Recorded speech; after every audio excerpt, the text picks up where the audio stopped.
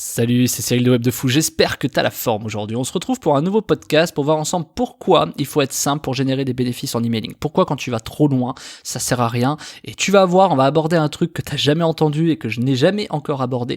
Tu vas voir, ça va être assez énorme. Je vais t'expliquer comment simplement tu peux faire des gros bénéfices en emailing. Et c'est vraiment tellement simple que tu n'y as même pas pensé. Ok, alors avant ça, tu connais le truc, tu penses à t'abonner. Tu cliques dans la description, il y a un lien. Ça s'appelle Rejoins mes contacts privés. Tu cliques dessus s'il te plaît.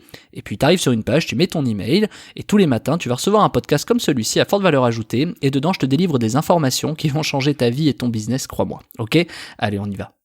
La plupart des gens en emailing se complexifient, tu vois. C'est un peu comme Facebook, c'est-à-dire au début, t'arrives, je prends toujours cet exemple de Facebook, c'est vrai que c'est chiant à force, mais bon. C'est un peu comme Facebook, t'arrives, tu fais une pub, tu dis mais je fais une pub, voilà. Et puis au bout d'un, je sais pas, tu reviens 6 mois après, tu continues parce que t'es rentable, t'as fait des trucs, là. Le mec, 6 mois après, il devient limite un expert, il te balance des trucs de ouf que t'as jamais vu, ça devient complètement taré, tu vois. Le mec, il te dit, ouais, mais là, faut envoyer mieux ça, faut faire un calendrier de diffusion, minimiser tes budgets là, tu vois, à 17h, machin. Les mecs, après, ils partent trop loin dans leur délire, tu vois, c'est complètement fou. Les mecs, ils deviennent complètement tarés après, parce qu'ils pensent maîtriser un truc qu'ils ne maîtrisent pas. Et en fait, le vrai truc que ça génère, ça, c'est pas qu'ils ont raison ou tort, tu vois, peut-être que eux, dans leur propre réalité, ils ont raison.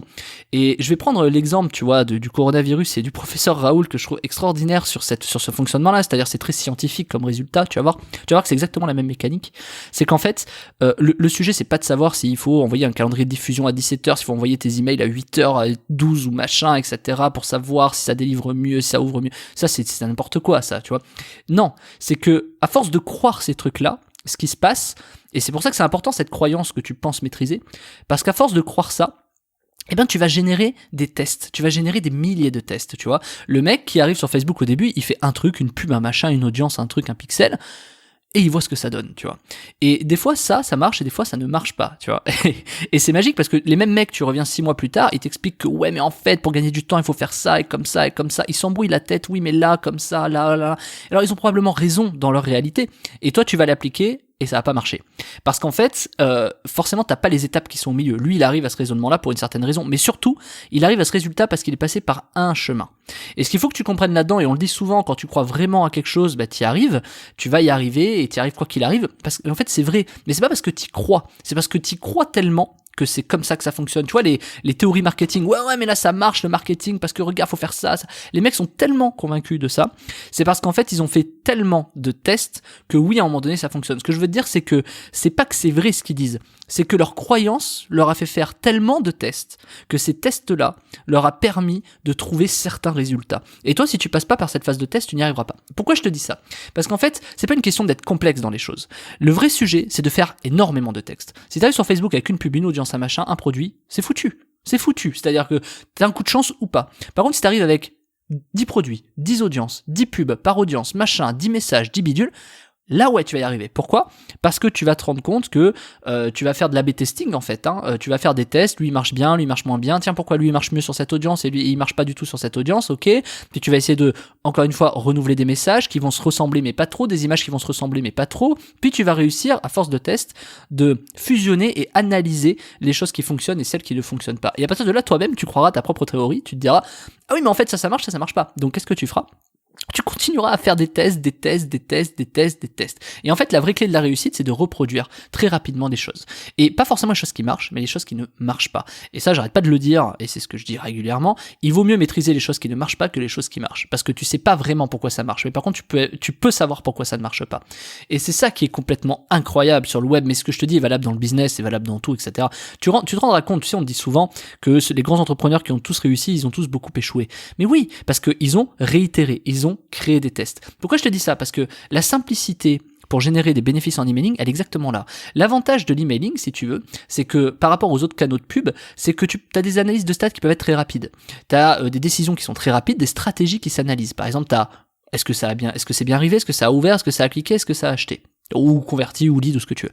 Donc en fait, les stats, elles sont très rapidement analysées. Est-ce que mon kit était bon? Est-ce qu'il était pas bon? Ok, est-ce qu'il a beaucoup cliqué? Toi, tu t'analyses super vite. S'il a pas beaucoup cliqué, c'est que le kit était pas bon. S'il a pas beaucoup ouvert, c'est que il y a énormément de sujets. C'est d'ailleurs le sujet de la formation qui est dans la description, qui s'appelle tripler ses taux d'ouverture en emailing, mais passons.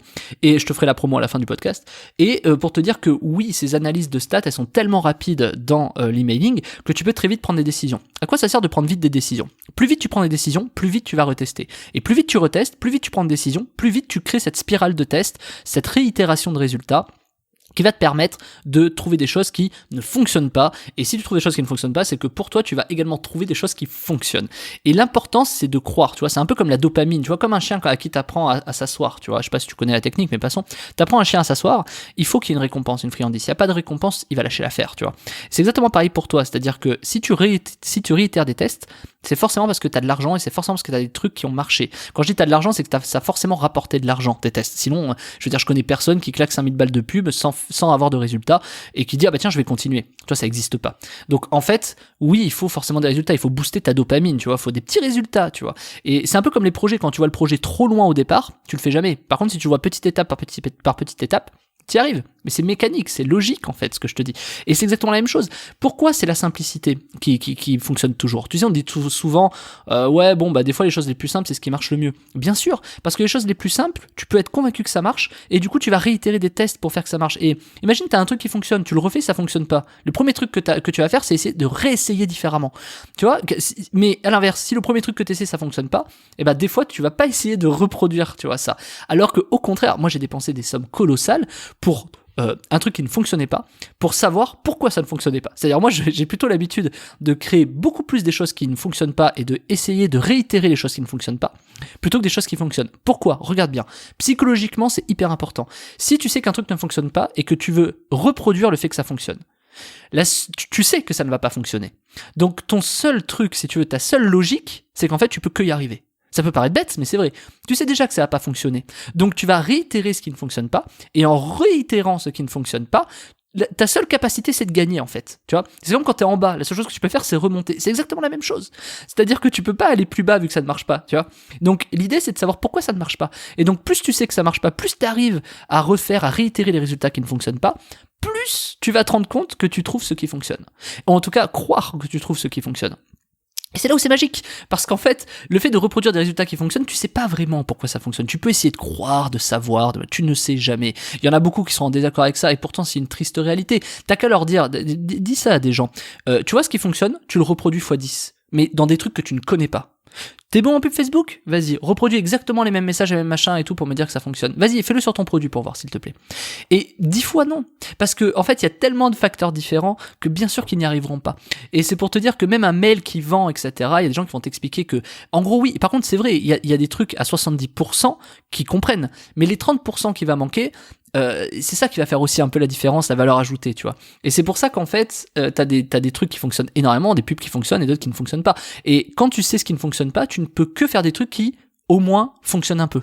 Tu vois ce que je veux dire? C'est que du coup, si tu sais ce qui ne fonctionne pas, tu peux très vite avoir un regroupement d'informations qui, tu sais, ne pas fonctionner. Je sais pas si tu vois ce que je veux dire. C'est le raisonnement inversé. Plutôt que de trouver ce qui fonctionne, tu vas trouver ce qui ne fonctionne pas. J'arrête pas de le dire pour que ce soit clair. Hein. Tu vas trouver ce qui ne fonctionne pas pour reproduire les choses qui ne fonctionnent pas afin de trouver comment te dire ça, les choses qui ne fonctionnent pas, tu vois. Enfin, je sais pas, c'est pas clair, mais je sais pas comment le dire. Donc, en gros, pour la faire simple, je termine là-dessus sur cette phrase, c'est que tout ce qui ne fonctionne pas, quand tu l'as analysé, eh ben, tu peux trouver que des choses qui ne fonctionnent pas, tu vois. J'arrive pas à le dire différemment, je suis désolé, j'ai pas le truc. Mais en gros, tu vas isoler mécaniquement, enfin, t'as compris, je pense, hein, tu vas isoler mécaniquement ce qui ne fonctionne pas, et en isolant ce qui ne fonctionne pas, ça ne peut que au moins être moyen, tu vois, voilà, au moins au minimum être moyen. Et c'est comme ça que tu progresses. Alors que quand tu trouves quelque chose qui ne fonctionne beaucoup par rapport à quelque chose qui ne fonctionne pas, quand ça fonctionne beaucoup, tu te retrouves un peu dans la merde parce que t'as que un truc qui fonctionne, quoi.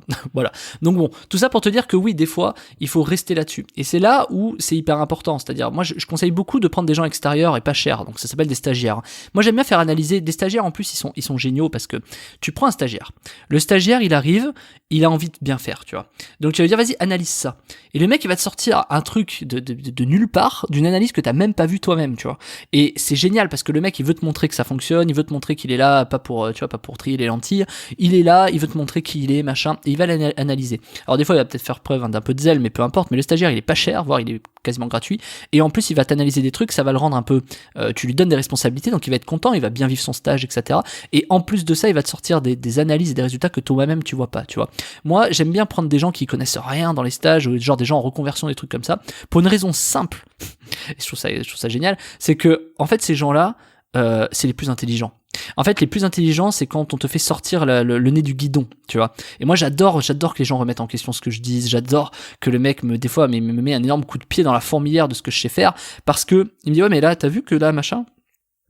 Ah ouais. Ah oui, mais ça fait 10 ans qu'on fait ça en fait. Bah ouais, mais pourquoi? Ah ben je sais pas.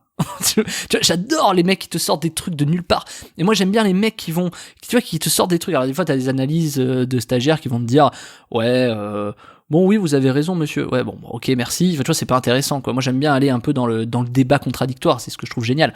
Donc du coup quand t'analyses des stats rapides, tu peux prendre des décisions rapides. Donc si en plus c'est pas toi qui fais les analyses mais un stagiaire, c'est-à-dire tu peux avoir 2 points de vue différents, et tes équipes, tes directeurs, tes machins, je sais pas la dimension de ta boîte, mais quand tout le monde a un point de vue différent, c'est génial. Et d'ailleurs c'est exactement pour ça. Challenge un jour 2 ou 3 directeurs marketing. D'ailleurs si t'as plusieurs boîtes qui ont plusieurs directeurs marketing, tu vas te rendre compte que les mecs ils ont pas du tout les mêmes approches, mais qu'à la fin des fois ça fonctionne, tu vois, peu importe l'approche. Et donc c'est ça qui est extraordinaire. Mais ça tu peux le voir à partir du moment où tu gères plusieurs produits, plusieurs boîtes, plusieurs machins. Quand t'as qu'un produit et qu'un directeur marketing, tu peux pas avoir ça. D'ailleurs, il y en a beaucoup qui en jouent. Bref. Donc, la capacité d'analyse, quand elle est rapide, ce qui se passe, c'est que tu peux tout de suite faire beaucoup de tests. Et plus tu reproduis ces tests rapidement, plus tu vas vite, plus, en fait, tu fais des bénéfices. Parce que, évidemment, en email, plus tu vas envoyer d'emails, plus tu vas envoyer de kits mail, attention, plus tu vas te rendre compte qu'il y a des kits qui fonctionnent avec des produits et des kits qui fonctionnent pas avec des produits. Comme Facebook, avec la pub. Tiens, il y a cette pub qui marche sur ce produit, mais pas ici, pas sur cette audience, pas sur ce ciblage. Moi, je me suis retrouvé, une petite histoire personnelle, je me suis retrouvé avec des kits qui marchaient pas qui marchaient et qui ne marchaient pas sur la même audience.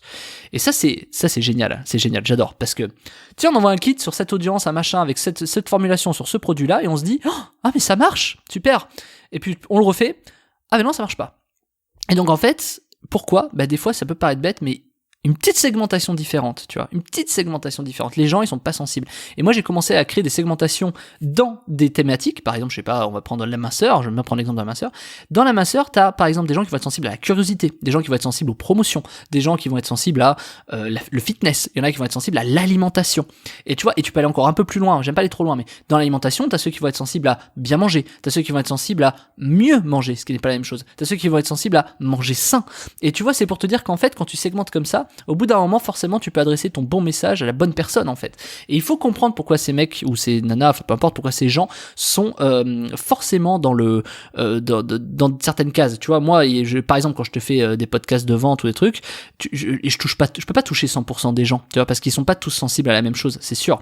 Mais tu peux trouver des systèmes qui fonctionnent, tu vois. Et je fais un podcast par jour, je vais te donner mon truc, je fais un podcast par jour pour essayer de toucher différents sujets, pour aborder différents sujets plus ou moins liés à la formation, ça dépend des semaines, mais plus ou moins liés à la formation sur les sujets, parce que je sais qu'il y a certains sujets qui vont atteindre plus que d'autres. Et après, tu as des sujets universels, tu vois. Par exemple, la thématique de la semaine, c'est de dire, écoute, tu veux pas arriver en spam, mais tu vas arriver en boîte de réception quoi qu'il arrive. Ça va toucher 100% des gens, tu vois, enfin 90% des gens, forcément, ils vont te dire, bah oui, je veux arriver en boîte de réception. Par contre, si je te dis, oui, si je te parle de, je sais pas, hier, je t'ai fait un podcast sur la piège de la délivrabilité, il y en a qui vont dire, mais ouais, enfin non, tu vois, ça m'intéresse pas, la délivrabilité, mais c'est quoi, c'est machin. Et tu vois, ce que je veux dire, c'est que des fois, t'as des segmentations qui sont bien différentes. Il y en a, ils veulent du détail, il y en a, ils veulent de la curiosité, il y en a, ils veulent de l'expertise, il y en a, tu vois, il y a plein de choses comme ça. Et quand t'as trouvé ce à quoi les gens sont sensibles, à un moment donné, ton message, franchement, peu importe le message que tu donnes, si la personne est sensible à la curiosité, tu vas pas lui donner des détails, tu vas lui donner de la curiosité. Et c'est hyper important de segmenter ça petit à petit. Et moi, par exemple, dans mes mails, je vois très bien qui écoute, j'ai des stats sur mes machins, qui clique sur quel type de podcast, je vois jusqu'où ils écoutent, à quel moment ils décrochent, etc. J'ai des analyses assez poussées qui me permettent de savoir que, je sais en gros que les gens, à partir de là, ils décrochent, que là, c'est quelque chose qui fonctionne, que là, machin, etc. Et voilà. Et j'aime bien, moi, délivrer un peu de valeur en fin de podcast pour que les gens tiennent. Alors, il y en a qui, des fois, qui avancent, qui tiennent jusqu'en fin de podcast pour voir, en fait, à quel moment ils sont sensibles, pourquoi ils tiennent, etc. J'ai des podcasts qui ont très, très bien marché. J'en ai, qui ont pas du tout marché. Mais c'est exactement la même chose, tu vois, tu segmentes. Tu vois, je te parle de l'emailing, des podcasts, je te parle de la pub, c'est pareil. Combien de personnes voient ta pub, cliquent dessus, tu vois ce qu'on appelle les CTR, les machins, tout ça. T'as beaucoup de stats. Et c'est pour ça que c'est important de réitérer rapidement. Un podcast par jour, tu vois. Moi, ce que je trouve génial, si je pouvais faire 3 podcasts par jour, franchement, je les ferais. 3 podcasts par jour, un podcast par jour, on va commencer là-dessus. Un podcast par jour, ça permet tout de suite de voir, en fait, de trier beaucoup de personnes. T'as ceux qui en ont marre, t'as ceux qui machin, t'as ceux qui se désabonnent parce que les contenus les intéressent pas. T'as beaucoup de choses différentes, t'as beaucoup de comportements différents. Et j'adore analyser ces comportements parce Parce qu'à la fin, ceux qui restent et qui écoutent tous mes podcasts vraiment en entier, etc., machin, si t'en fais partie, en général, sont des gens qui de toute façon vont acheter, ou même s'ils achètent pas, ce sont des personnes qui vont te faire confiance. Et c'est le plus important que d'acheter, que les personnes te fassent confiance. Et du coup, quand les personnes te font confiance, la magie de ça, c'est qu'après, ces gens embrassent un peu ton fonctionnement et ton état d'esprit. Et plus tu fais de podcasts, plus tu peux le voir. Si tu fais par exemple un contenu par semaine, tu peux pas analyser vraiment, tu vois, les contextes ils changent. Si t'en fais un par mois, je t'en parle même pas. Mais voilà, même un par jour, tu vois, c'est un peu délicat. Même un par jour, tu pourrais en faire 2 ou 3, tu pourrais plus analyser le truc. Mais je perdrais plus de monde, c'est pas trop le problème. Mais surtout, je saoulerais beaucoup plus de gens. Donc en fait, tu vois, déjà en plus je parle beaucoup. Donc imagine les mecs, ils vont passer 1 heure à m'écouter tous les jours, c'est l'horreur, quoi. Enfin, désolé, quoi. Tu vois. Donc c'est déjà 15 minutes, c'est déjà pas mal, tu vois. Donc voilà, c'est pour te dire que voilà, quand t'as beaucoup de textes comme ça que tu peux réitérer rapidement, et ça te permet tout simplement d'aller plus vite. Et c'est justement dans la formation de la semaine qui s'appelle tripler ses taux d'ouverture en email, où moi tous ces tests là je les ai déjà fait, peu importe le sujet, et je vais même me contredire, je vais même te dire que dans cette formation, je te montre comment passer par exemple de 100 clics à 6000 clics, comment passer de 10% d'ouverture à 45% d'ouverture fois 4,5, tu vois, et tu vas voir que c'est assez simple quand tu sais pourquoi. Je t'explique tout, t'as un schéma, je te fais un partage d'écran en vidéo, je te montre le truc, je te montre les statistiques, je te montre le schéma que j'utilise, je te montre les trucs qui fonctionnent, je vais même bien plus loin que ça, je t'explique comment faire beaucoup cliquer dans tes emails, comment arriver en boîte de réception, je te montre énormément de sujets, mais c'est quasiment une formation sur comment marche le mailing pour que tu puisses justement tripler tes taux d'ouverture, tripler tes clics, etc. Franchement, c'est une formation qui est très très complète sur comment fonctionne l'email, et même si t'es débutant, c'est hyper accessible. Moi, tu sais, je fais des formations qui sont quand même assez accessibles si tu t'intéresses à l'email. Et donc cette formation, franchement, c'est une des plus puissantes que j'ai faites en termes de valeur délivrée, de contenu et de puissance d'information que tu trouves dedans.